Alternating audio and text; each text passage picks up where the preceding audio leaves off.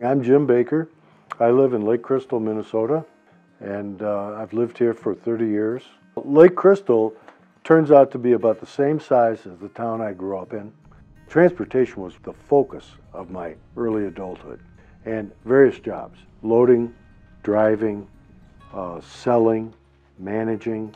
We had semi-trucks, we had straight trucks, we had van drivers, we had all sorts of things.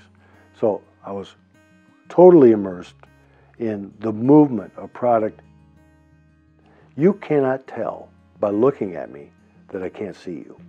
When I turned 50, all of a sudden I started getting distortions, reduced vision, and there were a lot of different problems.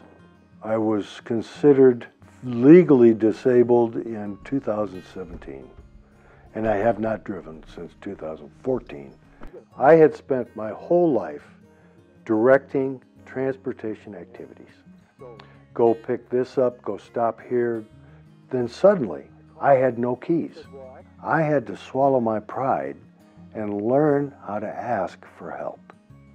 I need a ride. Could you give me a ride?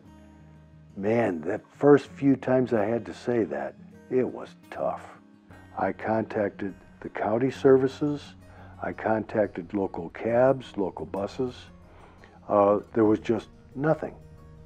Well, then somebody told me that if I wanted to go to the doctor, that Medicare will pay for your rides.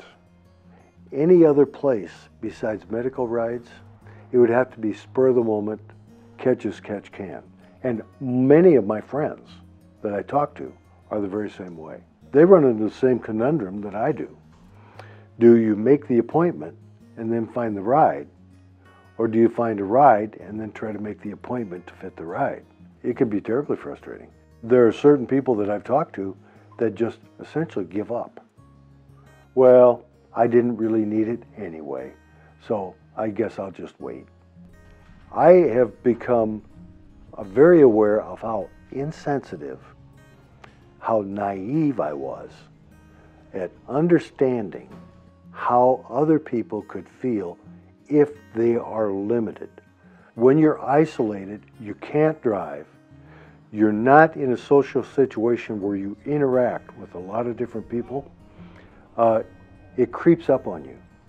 And emotionally, socially, financially, there's got to be a deterioration of all aspects. And I personally feel it myself.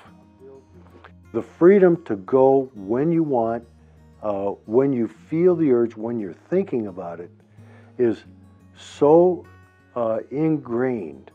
The interaction between partners, between neighbors, between family members, that all changes. This transportation issue is a real big issue, and it's often overlooked.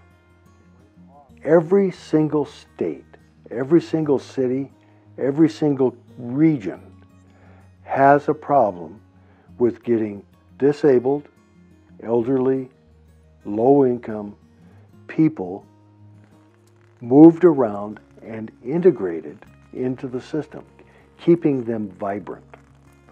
I get calls from Waseca, from Albert Lee. I get calls from New Ulm, from St. Peter. People are asking about who do you call, where do you go. I just try to give them the best advice I can.